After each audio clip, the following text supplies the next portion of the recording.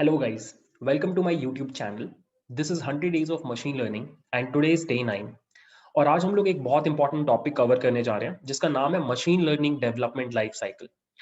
और ये बहुत इंपॉर्टेंट टॉपिक है। Let me tell you why. अभी तक हमने जितने भी टॉपिक्स कवर किए वो या तो व्हाई पे फोकस कर रहे थे या फिर व्हाट पे फोकस कर रहे थे। क्यों और क्या, इन दो क्वेश्चंस के ऊपर हम फोकस कर रहे थे अभी तक। This will be the first video which will focus on the question how, कैसे करना है। ठीक है, सो यहां से to be honest first time हम मशीन लर्निंग के हाउ पार्ट में घुस रहे हैं कि मशीन लर्निंग कैसे किया जाता है। ठीक है, और गेस व्हाट, ये पर्टिकुलर वीडियो इसलिए भी इंपॉर्टेंट है क्योंकि यहां पर हम जो चीजें डिस्कस करेंगे ना, इनके बेसिस पर ही आगे के वीडियोस बनेंगे। ठीक है, तो this is like a road map for आगे का पूरा वीडियोस। ठीक है, आगे के 91 वीडियोस इसी वीडियो से निकलने वाले हैं, तो trust me it's very important. ठीक है, so let's focus on this video, let's start the discussion. Okay, so before starting let me give you some background कि हम ये टॉपिक क्यों पढ़ रहे हैं। अगर आप कंप्यूटर साइंस के स्टूडेंट हो या फिर आप कंप्यूटर साइंस में कभी भी कोई बुक उठाओ, तो एक टॉपिक वहां पे आपको पढ़ना पड़ता है। It's called software engineering. It's a subject, probably आपके 6th या 7th सेम में होता है और लोगों को बहुत बोरिंग लगता है वो सब्जेक्ट ऑनेस्टली। बट वहां पर एक टॉपिक रहता है जो आपको पढ़ना होता है और पढ़ना भी चाहिए। It's called SDLC। शायद आपने नाम सुना होगा। SDLC stands for software development life cycle. अगर आप किसी कंपनी में हो एज अ सॉफ्टवेयर डेवलपर और आप उस कंपनी के लिए एक सॉफ्टवेयर प्रोडक्ट बना रहे हो, तो आपको वो SDLC फॉलो करना पड़ता है। स्टार्टिंग से लेके एंड तक एक सॉफ्टवेयर प्रोडक्ट को कैसे बनाया जाता है, उस चीज का गाइडलाइन होता है SDLC। ठीक है, अब सिंस मशीन लर्निंग नया है और अक्रॉस इंडस्ट्री अलग अलग लोग अलग अलग कंपनीज में machine learning based software products बना रहे हैं, तो रिसर्चर्स को लगा कि there should be a common pattern, procedure, process जिसको यूज करके हर किसी को एक गाइडलाइन मिल जाए कि ओके मशीन लर्निंग सॉफ्टवेयर ऐसे बनते हैं। And then came this concept, it's called MLDLC, which stands for machine learning development life cycle. जैसे सॉफ्टवेयर डेवलपमेंट लाइफ साइकिल है, बिल्कुल वैसे ही machine learning development life cycle. क्या है machine learning development life cycle? It's a set of guidelines जो आपको follow करने होते हैं जब भी आप कोई machine learning based software product बनाते हो। ठीक है, यहां पर आपको वो हर गाइडलाइन मिल जाएगा जो आपको आइडिया से लेकर के प्रोडक्ट तक गाइड करेगा, कंप्लीट प्रोसेस आपको बताएगा। ठीक है, and that is why this video is extremely important because we students as beginners what we do is, हम एक गलती करते हैं। हमारी गलती क्या होती है कि हम सिर्फ मॉडल को ट्रेन करके एक्यूरेसी को निकाल करके छोड़ देते हैं। हमें लगता है हमारा काम हो गया, बट जब आप इंटरव्यूज में बैठते हो तो पता चलता है कि ऐसे कैंडिडेट्स को खोजा जा रहा है जिनको एंड टू एंड प्रोडक्ट बनाने का एक्सपीरियंस हो, और जिसको भी एंड टू एंड प्रोडक्ट्स बनाने हैं उसको ये टॉपिक आना चाहिए। ठीक है, and that is why this topic is important. इस टॉपिक में हम जो भी कवर करेंगे, इनफैक्ट हम टोटल मिला के 9 डिफरेंट स्टेप्स कवर करने वाले हैं। तो ये जो 9 स्टेप्स है ना, इन्हीं से हम 90 वीडियोस बनाने वाले हैं। तो इसलिए ये बहुत इंपॉर्टेंट वीडियो है, इस पर थोड़ा फोकस करेंगे हम लोग। I am going to discuss 9 steps जो MLDLC में आता है। थोड़ा सा टंग ट्विस्टर टाइप का नाम है, बट देर आर 9 स्टेप्स। अगर आप किसी और वीडियो को रेफर करोगे या कोई टेक्स्ट बुक रेफर करोगे तो हो सकता है वहाँ पे नंबर ऑफ स्टेप्स थोड़े कम हो या थोड़े ज्यादा हो, क्योंकि ऐसा प्रॉपरली डिफाइंड नहीं है अभी।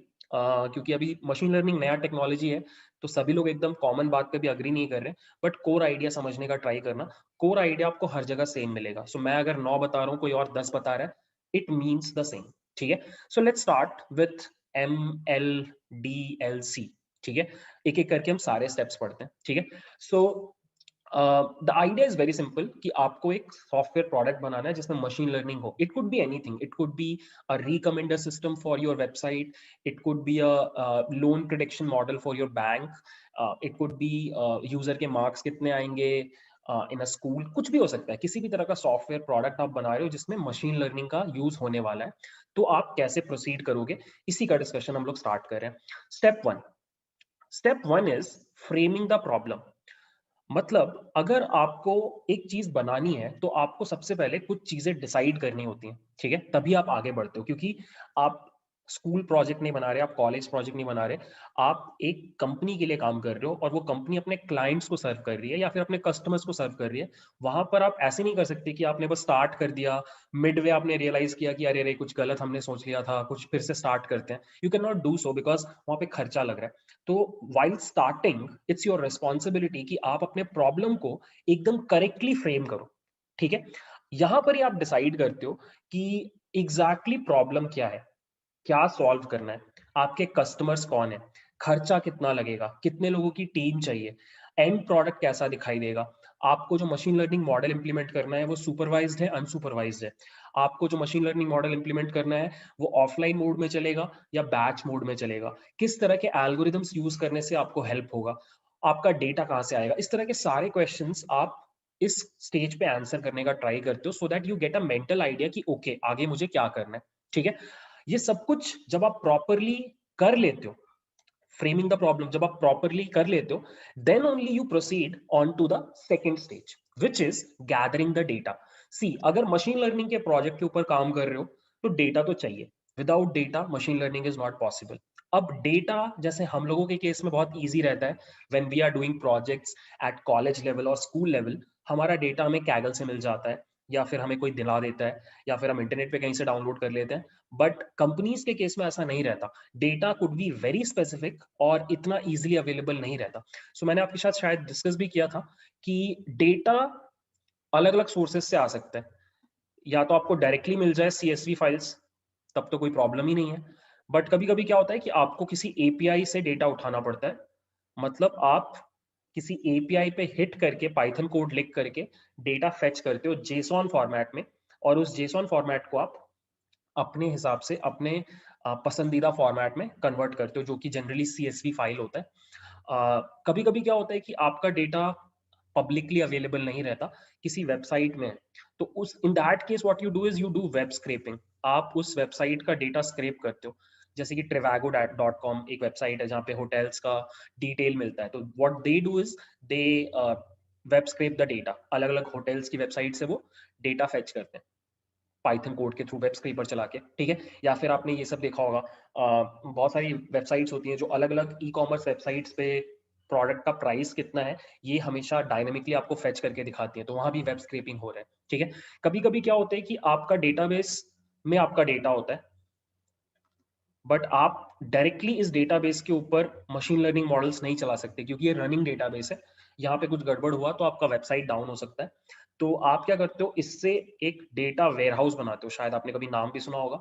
यहाँ पर एक चीज यूज होती है ETL, एक्सट्रैक्ट ट्रांसफॉर्म लोड, ये सब हम आगे पढ़ेंगे। और इन डेटा वेयरहाउस से फिर आप क्या करते हो, डेटा फेच करके अपना काम करते हो। ठीक है, कभी कभी आपका डेटा स्पार्क टाइप के टूल में होता है, क्लस्टर्स में होता है, बिग डेटा बेसिकली बहुत ज्यादा बड़ा डेटा है तो अलग अलग क्लस्टर्स में है, तो आप उन क्लस्टर्स के थ्रू डेटा को फेच करके लाते हो और अपना काम करते हो। इन शॉर्ट, आपका डेटा लाना is very important stage because उसके बिना काम होगा नहीं। तो डेटा को लाना और उसको सही फॉर्म में स्टोर करना सो दैट आप अपना काम स्टार्ट कर पाओ, that is stage number 2, step number 2। ठीक है, तो डेटा गैदरिंग हमने जस्ट डिस्कस किया। Okay, then comes the third stage, data preprocessing. अब लिख करके ले लो, अगर आप डेटा ला रहे हो एक्सटर्नल सोर्सेज से, तो data is bound to be unclean या डर्टी डेटा रहता है, जो कि डायरेक्टली आप यूज नहीं कर सकते। मशीन लर्निंग मॉडल में आप डायरेक्टली उस तरह का डेटा पास ऑन नहीं कर सकते बिकॉज रिजल्ट्स अच्छे नहीं आते।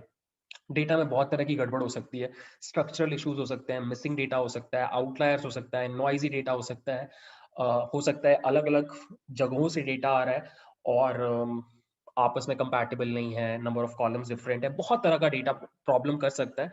तो यहाँ पे आपको क्या करना पड़ता है, आपको प्री प्रोसेसिंग करना पड़ता है। प्री प्रोसेसिंग का मतलब प्रोसेस करने के पहले का जो चेंजेस है। ठीक है, अब यहाँ पे कई सारी चीजें होती हैं। यहाँ पर आप सबसे पहले क्या करते हो, आप you remove duplicates, you remove duplicates, right?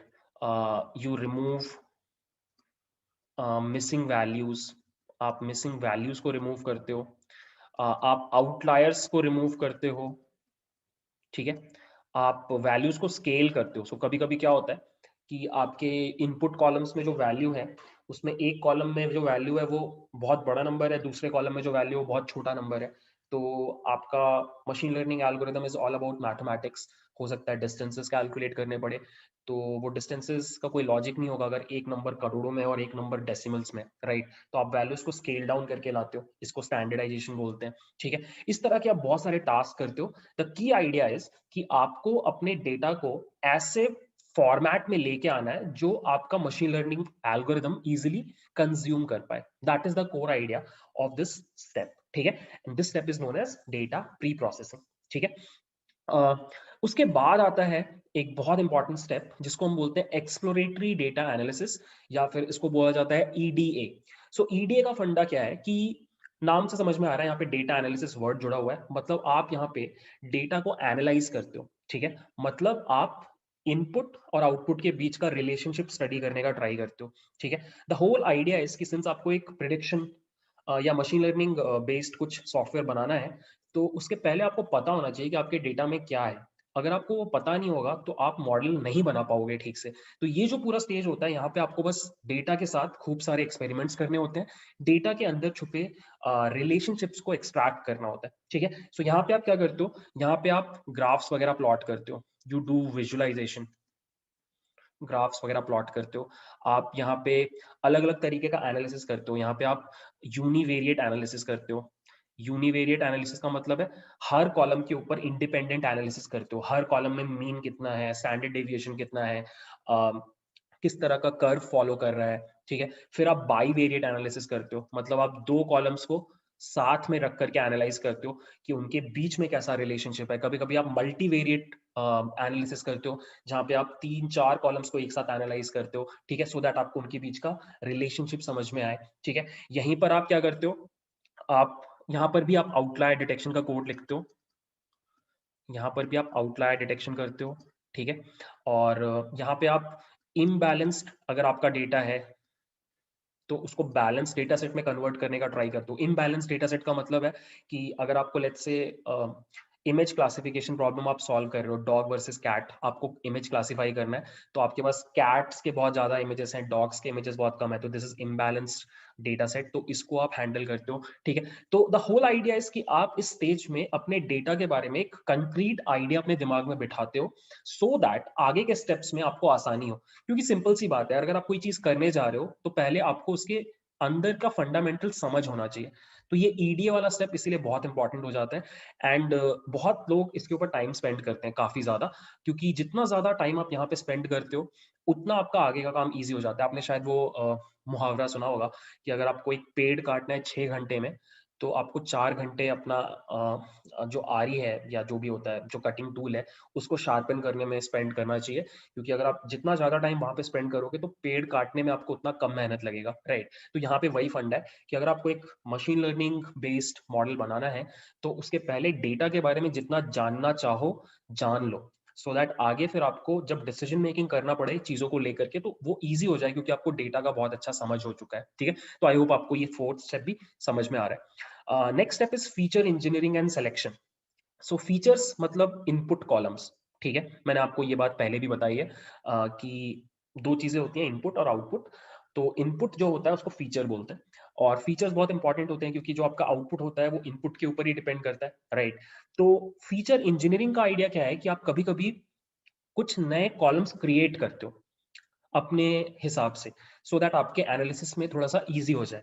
जैसे एक एग्जांपल है कि मान लो आप हाउस प्राइस डिटेक्शन का मशीन लर्निंग मॉडल बना रहे हो, और आपके पास इनपुट में है स्क्वायर फीट में area, number of rooms, number of bathrooms, और मान लो स्क्वायर फीट नहीं है, सिर्फ आपके पास नंबर ऑफ रूम्स है, नंबर ऑफ वॉशरूम्स है, लोकेलिटी है, उस तरह का डेटा है। तो आप क्या करोगे, आप नंबर ऑफ रूम्स और नंबर ऑफ वॉशरूम्स को हटा दोगे और उसके बदले एक सिंगल नया कॉलम क्रिएट कर दोगे स्क्वायर फीट बोल के, जो एक्चुअली इन दोनों का ही रिप्रेजेंटेशन है। बट फायदा क्या होगा कि अब आपके पास दो कॉलम के बदले एक ही कॉलम है। तो this is called feature engineering, where you create new features, ठीक है। या फिर आप एग्जिस्टिंग फीचर्स में कुछ इंटेलिजेंट चेंजेस करते हो जिससे आपका एनालिसिस बहुत ईजी हो जाता है। इस पूरी चीज के ऊपर हम 3-4 वीडियो शूट करेंगे, because this is one of the most important techniques that people use in this entire work flow, ठीक है। Then there is something called feature selection. So कभी कभी क्या होता है कि आपके पास बहुत ज्यादा फीचर्स होते हैं, लाइक 100-200 टाइप के फीचर्स होते हैं, वहां पे आपको क्या करना पड़ता है कि आप सारे के सारे फीचर्स को लेके आगे नहीं बढ़ सकते, बिकॉज उसके दो रीजन है। पहला रीजन ये है कि इतने ज्यादा features first of all helpful होते ही नहीं है, जरूरी नहीं है कि हर इनपुट आउटपुट को इम्पैक्ट करता हो। तो आपको क्या करना होता है कि वो चीजें जो आपके आउटपुट को इम्पैक्ट नहीं कर रही, उस तरह के कॉलम्स को, उस तरह के फीचर्स को आपको हटाना होता है। तो आप फीचर्स सेलेक्ट करते हो। और सेकंड रीजन ये भी होता है हटाने का कि जितने ज्यादा कॉलम्स होंगे उतना ज्यादा टाइम लगता है आपके मॉडल को ट्रेन करने में, ठीक है। तो वो टाइम भी आप रिड्यूस करना चाहते हो। तो फीचर इंजीनियरिंग और feature selection is something that is very very crucial, very very important in this flow.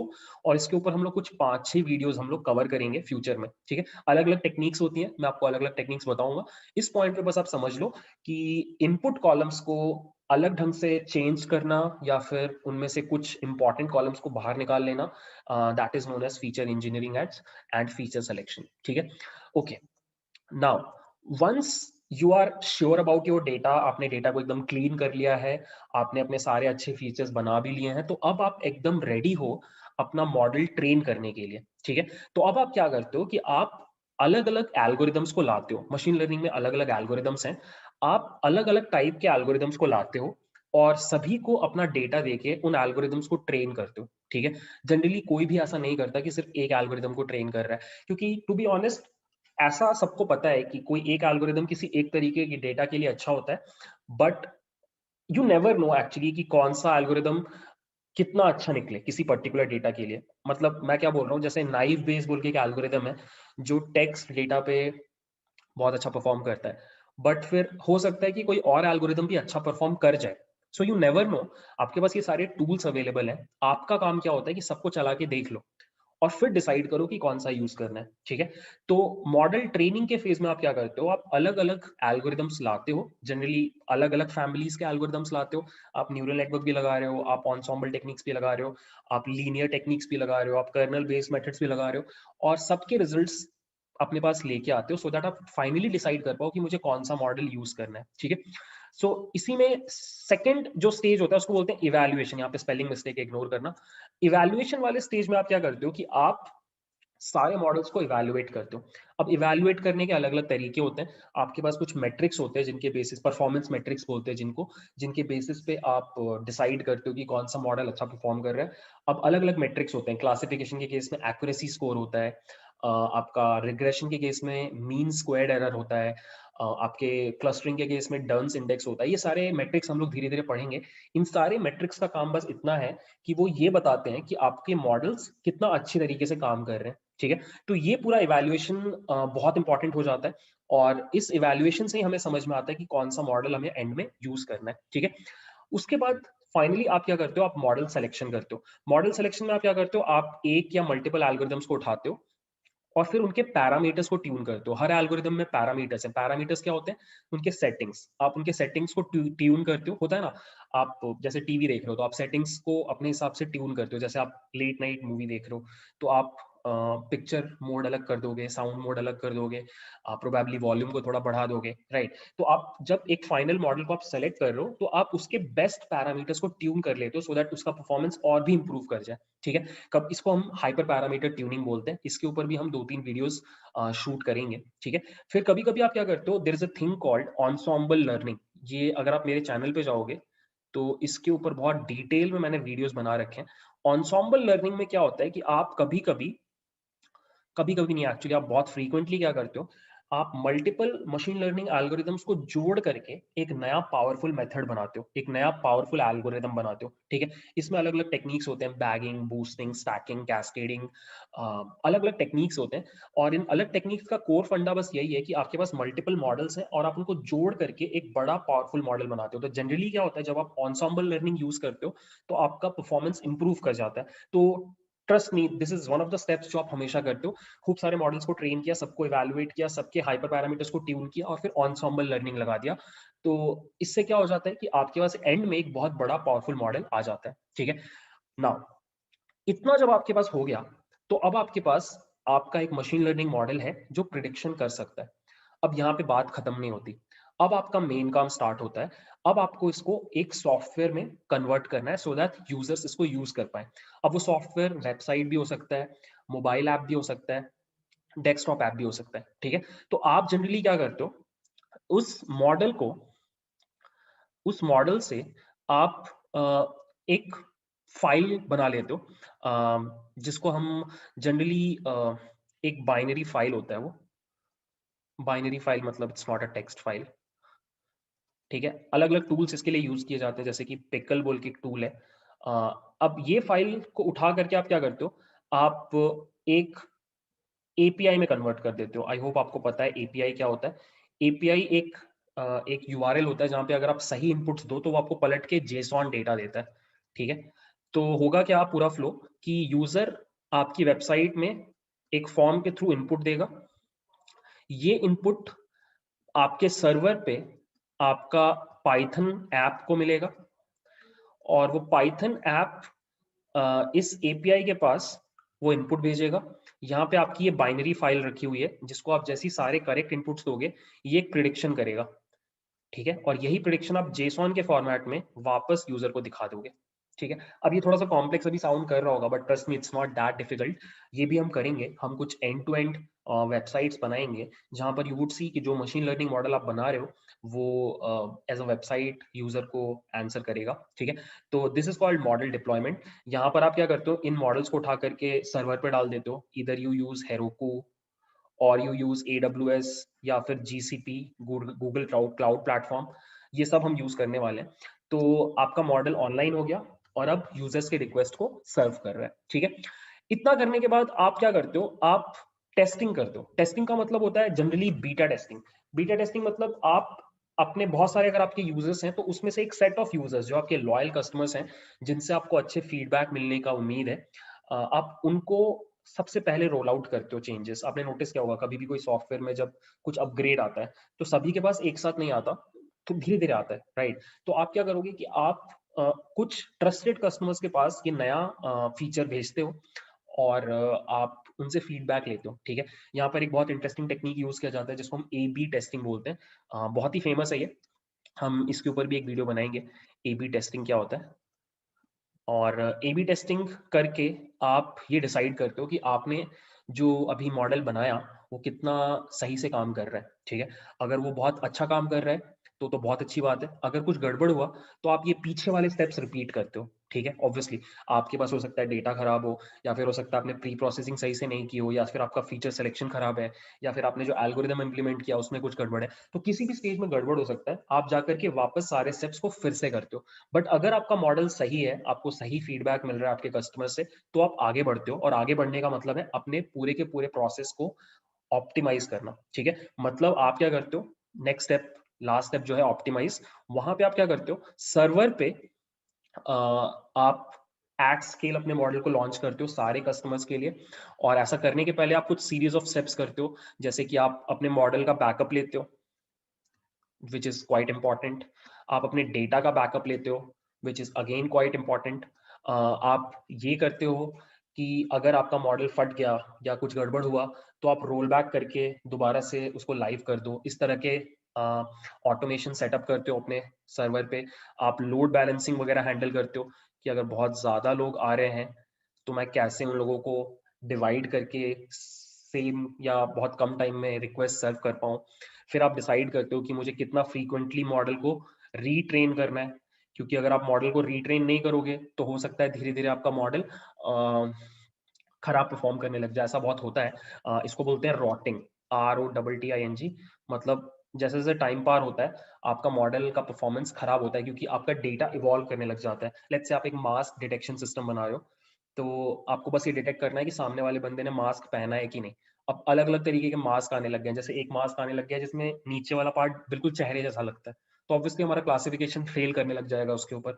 तो हमें फिर नया डेटा चाहिए और हमें फिर से ट्रेन करना पड़ेगा अपने मॉडल को। तो ये ट्रेनिंग कितना फ्रीक्वेंटली होगा, इसके आपको फ्रीक्वेंसी डिसाइड करनी पड़ेगी, वीकली करना है, पर मंथ करना है। और इस पूरी चीज को ऑटोमेटेड करना पड़ेगा, क्योंकि आप ऐसा नहीं कर सकते कि हर बार जाकर के हर हफ्ते पूरी चीज को रिपीट कर रहे हो, ठीक है। और आप चाहोगे कि हर उस जगह पे जहाँ पे थोड़ा भी खर्चा हो रहा है एक्स्ट्रा, उसको आप ऑप्टिमाइज करो और पूरे प्रोसेस को एकदम परफेक्ट बना के रखो, ठीक है। So this is the entire flow guys. यही करते हो जब आप एक मशीन लर्निंग प्रोजेक्ट के ऊपर काम कर रहे हो। हमने आपको 9 स्टेप्स बताए।